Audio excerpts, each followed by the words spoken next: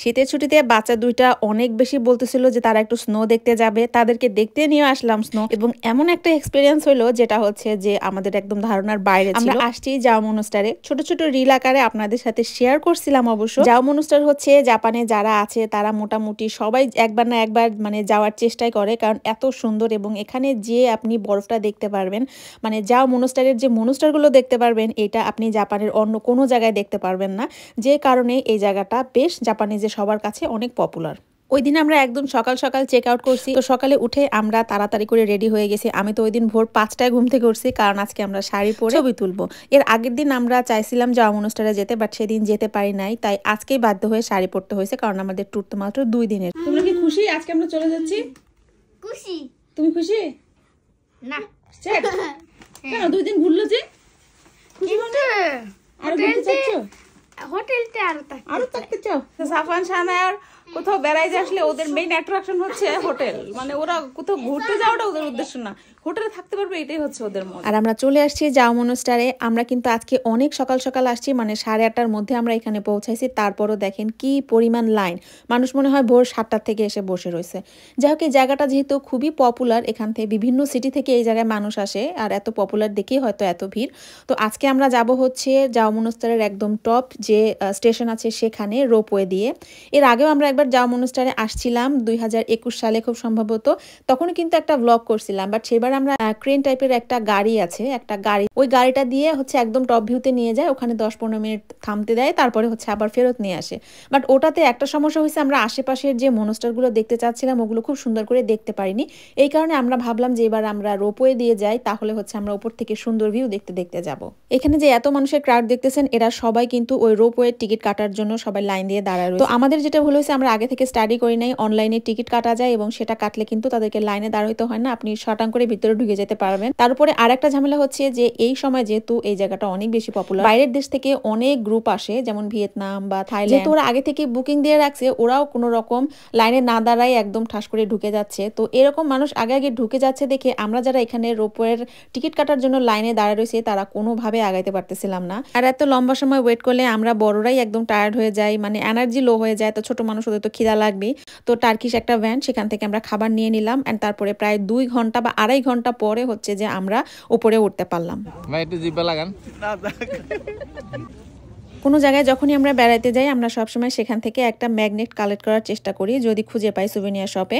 আর এখান থেকেও আমরা একটা ম্যাগনেট পেয়ে গেলাম। তারপরে আমরা উঠে গেলাম একদম উপরে। আমরা কিন্তু লাইনে দাঁড়াইছিলাম 8:30টার দিকে, আর এইখানে পৌঁছাইতে পৌঁছাইতে আমাদের 12:15 বেজে গেছে। যাই হোক, যত সময় লাগুক, অবশেষে যখন আমরা দেখতে পারলাম যে না, রোপওয়েটা পৌঁছাইছে এবং আমরা উঠতে পারবো, তখন আমাদের সবকিছু ভুলে গেলাম। সকাল থেকে কিন্তু আজকে পুরো একটা সানি ডে ছিল, কোনো রকম মেঘটেক কিছু ছিল না। কিন্তু ওই যে কপাল খারাপ হলে যেটা হয়, আমরা যখন রোপওয়েতে উঠলাম তখন আস্তে আস্তে কেমন জানি মেঘ মেঘ হওয়া শুরু করলো। এই দেখেন চারিদিকে কিন্তু কালো হয়ে যাচ্ছে, বাট স্টিল এটা ভিজিবল, আমরা দেখতে পাচ্ছিলাম নিচের সিনসিনারি। আর রোপওয়ে দিয়ে আমরা যত বেশি উপরের দিকে যাচ্ছিলাম, পুরো নিচের ভিউটা তত বেশি সুন্দর লাগছিল। আমরা এখন একটা স্টেশনে যাব, ওটা টপ ভিউ না আর কি, ওটার পরে আরেকটা স্টেশন আছে উপরে। আমরা যত উপরে যাচ্ছিলাম বরফের মাত্রাও তত বাড়ছিল, আর সেই সাথে ঠান্ডার কথা কি বলবো, একদম কনকনে ঠান্ডা। আর এখানে একটা জায়গা ছিল যেখানে বাচ্চাকে খাওয়ানো যাবে। আমরা এখানে কিছুক্ষণ ওয়েট করলাম, তারপরে বাবুকে এখানে খাওয়াইলাম, বাবুর ডায়াপার চেঞ্জ করলাম, তারপরে আবার বাবুকে প্যাকেট করে বাবার কোলে দিয়ে দিলাম, এন্ড তারপরে আমরা এখন আবার একদম উপরে চলে যাব। বড় একটা ধরা খাইছি আমরা 4200 ইয়েন দিয়ে আমরা রোপওয়ের টিকিট কাটছি, খুব একটা মনস্টার দেখবো। দেখতেছি, এই যে আমরা দেখতে আসছি এখান থেকে যাও মনস্টার। উপরে মনস্টারের মও নাই, এখানে খালি সব সাদা। এই যে কি দেখতে উঠলাম 4,500 টাকা দিয়ে, না 4,200 ইয়েন দিয়ে টিকিট কাটছি একজন। আর এই দেখতেছি, এর কোনো অর্থ আছে? সাদা এই নিয়ে দেখতে আনছো তোমরা? প্রায় 3.5 ঘন্টা অপেক্ষা করে, এত কষ্ট করে উপরে আসার পরে ভাবছিলাম যে সুন্দর একটা ভিউ দেখবো মনস্টারে, তার কিছুই দেখতে পারতেছিলাম না। ওয়েদার এত খারাপ, তাও যাও আবছা আবছা, এই যে আপনারা দেখতে পাইতেছেন কিনা জানি না, এরকমই আবছা আবছাই আমরা দেখতে পাচ্ছিলাম। জিনিসটা ক্লিয়ার দেখার কথা ছিল। জাস্ট দেখেন যে কি পরিমাণ স্নো পড়ে, আর এক একটা গাছ মানে স্নো পরে পরে এমন আকার ধারণ করে যে উপর থেকে দেখলে মনে হয় যে এক একটা মনস্টার দাঁড়ায় রয়েছে। আর আমরা পৌঁছে গেছি একদম টপ স্টেশনে, এটার নাম হচ্ছে জিজো সানচো স্টেশন। এটা প্রায় 1661 মিটার কালার মাটি থেকে উপরে। এই সময় আমাদের দুজনের মেজাজ চরম খারাপ, কারণ আমরা কি আশা করছিলাম আর কি হলো এটা। আর এখানে নামার পরে তো আরো মেজাজ খারাপ লাগছিল, কারণ চরম বাতাস। এটা শুধু বাতাস বললে ভুল হবে, এটা মানে এমন ঝড় যে এখানে সুস্থভাবে দাঁড়ায় থাকা সম্ভব নয়। একেবারে মাথা টাথা আটকায় যদি কেউ আসে সেই একমাত্র এর ভিতরে নামতে পারবে। আমরা যেসব পোশাক আশাক পরছি এটা পরে আসলে নামার কথা না। তারপর আমরা ভাবলাম যে আমরা একটু ওয়েট করি। এখানে একটা রেস্টুরেন্ট ছিল, সেখানে ঢুকলাম, সেখানে কিছুক্ষণ ওয়েট করলাম। সাফানের বাবা বললো যে আমি যাবো না, বাবুরে নিয়ে আমি এখানে বসি। আমরা যাচ্ছি মিশন ইম্পসিবল করতে। সামনে ওকে সাফান আসো।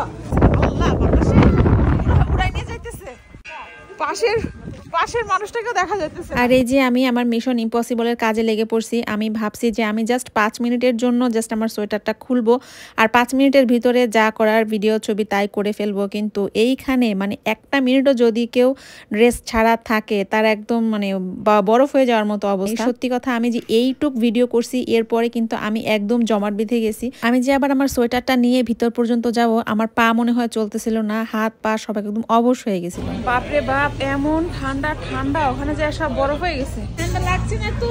তোমাকে নিয়ে টেনশন লাগছে। তোমাকে প্যাকেট করে নিছি, ঠান্ডা লাগে না তোমার? ওই যে পাখি, তোমাকে একটু বের করতে পারলাম না, যে বরফ তুমি এর মধ্যে বের করা যাবে না, তুমি পুরাপুরি বরফ হয়ে যাবে। তুমি কোথায় উঠছো জানো? তুমি কোথায় উঠছো? অনেক উপরে উঠে গেছো। বিরক্ত করে তাকায় রয়েছে। আটকায় রাখছে কেন সবাই?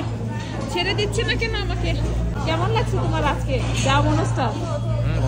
ভালো লাগছে? আর একটু থাকতে পারলে ভালো লাগতো। না আধা ঘন্টা অন্তত বাইরে থাকতাম, তাহলে আমার মনটা ভরতো। আমার তো ওই 5 মিনিট স্নোতে থাকার পরই শখ মিটে গেছে, কিন্তু সাফানের বাবার শখ এখনো মেটে নাই, সে আবার যেতে চায়। তো যাই হোক, আমরা এখানে 20 মিনিটের মতো ছিলাম। তারপরে ভাবলাম যে আচ্ছা আর একবার সবাই মিলে চেষ্টা নিয়ে দেখি, জাস্ট অল্প একটু যাবো, তারপর 10 মিনিট একদম ওখানে থেকে নেমে চলে আসবো। এখানে যাদেরকে দেখলাম তারা ম্যাক্সিমামই হচ্ছে স্কি করতে আসছে, তবে আমাদের মতো কিছু টুরিস্টও আছে এবং সবাই দেখছি যে সোজা হেঁটে জানি কোন দিকে যাচ্ছে। আমরা যদিও জানি না যে সামনে কি আছে, কারণ কিচ্ছুই দেখা যাচ্ছে না, সবকিছু একদম সাদা আর সাদা। আমার অবশ্য একটু ভয় লাগছিল, মনে হচ্ছিল যে কোথায় যাচ্ছি, ফেরত আসতে পারবো কিনা ঠিকঠাক মতো। আর এই ঝড়ের ভিতরে এত উপরে যে সেখানেও কিন্তু লাইন, তো সবাই লাইন ধরে দাঁড়ায় রয়েছে, আমরাও পিছনে এসে লাইনে জয়েন করলাম। মজার ব্যাপার হলো যে এই লাইনের সামনে কি আছে সেটা আমরা জানি না, সবাই যেহেতু লাইন ধরে দাঁড়ায় রয়েছে আমরাও দাঁড়ায় রয়েছি। আমি এদিকে টেনশন করতেছিলাম সুহানার জন্য, কিন্তু তাদের কোনো সমস্যা নাই, সবাই খুবই এনজয় করতেছে। আর সাফন সানায়া না এই স্নোতে কোনো প্রবলেমই হয় না। ওরা যেহেতু ফুকুইতে বড় হয়েছে, ওইখানে কিন্তু এইরকমই স্নো সবসময়। ওরা স্কুলে যাইতো তখন এরকম ঝড় হইতো, এই ঝড়ের মধ্যে দিয়ে ওরা স্কুলে যেত। এই জন্য ওদের কাছে এটা খুব একটা মানে ভয়ানক কোনো কিছু না, ওরা খুবই ইউজ টু এই ধরনের ওয়েদারে। লাইনটা কিছুক্ষণ আগানোর পরে দেখতে পারলাম যে সবাই কিসের জন্য অপেক্ষা করতেছে। এই যে একটা স্ট্যাচু দেখতে পাচ্ছেন, এই স্ট্যাচুটা হচ্ছে জাও জিজু সান নামের একটা স্ট্যাচু, যেটা হচ্ছে এখানকার যে ভিলেজার্স আছে তারা এটাকে গ্রেট গড হিসেবে মানে এবং ওনার কাছে বিভিন্ন রকম উইশ ফুলফিল করার জন্য এখানে টাকা দেয়। তারপরে বিভিন্ন রকম ডিজাস্টার থেকে জানে ওনাদেরকে রক্ষা করে, এবং প্রায় 37 বছর লাগছিল এটা বিল্ড করতে। সামারের সময় কিন্তু এটা পুরো অনেক বড় একটা স্ট্যাচু, যেটা উইন্টারে একদম হাফ হয়ে যায়। দেখি দিকে সাফানের অবস্থা দেখো, সাফান আর কিছুক্ষণ মধ্যে এখানে পুরো বড় হয়ে যাবে। সানায় দেখি, সানায় তাও দেখা যাচ্ছে সাফানের অবস্থা পুরো কেরোসিন। আমাদের সাথে যারা আরো টুরিস্ট ছিল না, ওরা কেউ কেউ আরো সোজা সোজা হাঁটা দিছে, কেউ ডানের দিকে হাঁটা দিছে। মানে এখানে অনেকগুলো রাউট আছে, আপনারা অনেক ঘোরাফেরা করতে পারবেন এইদিকে। আর এখানে স্কি করার অনেক মানে বিশাল এরিয়া, কিন্তু আমাদের সাথে যেহেতু ছোট ছোট বাচ্চা আছে, আমরা এই পর্যন্তই সাহস দেখাইছি, এর চেয়ে বেশি সাহস আমাদের পক্ষে দেখানো সম্ভব না। বন্ধুগণ, আমরা আছি রাশিয়ায়, রাশিয়া আর ইউক্রেনের বর্ডারে। একসাথে বর্ডার লাগছে না, এত সুন্দর জায়গায় আপনারা সবাই দলে দলে আসুন আর বরফ হয়ে যান।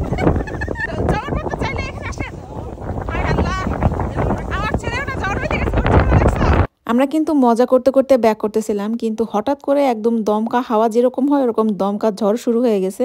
আর এদিকে সানায়া শুরু করছে কান্দাকাটি, কারণ ওই যে ধুলার যখন ঝড় হয় তখন ধুলাগুলো যেমন চোখে নাকে মুখে এসে লাগে না, এখানে আইসের টুকরাগুলো একদম চোখে নাকে মুখে এসে লাগতেছিল। আর এত জোরে জোরে লাগতেছিল যে মানে তাকানো যাচ্ছিল না বা শ্বাস করতে কষ্ট হচ্ছিল। তো সুহানাকে নিয়ে ওর বাবা দিছে সোজাসুজি হাঁটা, আর আমি সানায়া আর সাফওয়ানকে ম্যানেজ করে যে হাঁটবো সেটাও পারতেছিলাম না, কারণ আমি সামনে কিছু দেখতেই পাচ্ছিলাম না। এই পুরোটা জায়গায় হেঁটে মানে ফেরত যাইতে বেশ কষ্ট হয়েছে। যাই হোক, আমরা আবার সেই রেস্টুরেন্টের ভিতরে ঢুকে গেছি, আর এখানে বড় বড় হিটারের ব্যবস্থা করা আছে। এখানে ঢুকে হিটারের সামনে 2-3 মিনিট দাঁড়ালেই একদম আবার স্বাভাবিক হয়ে যায় সবাই। বন্ধুগণ, আসছিলাম একটু বরফ দেখতে, দেখেন আমাদের সাফানের অবস্থাটা কি হয়েছে।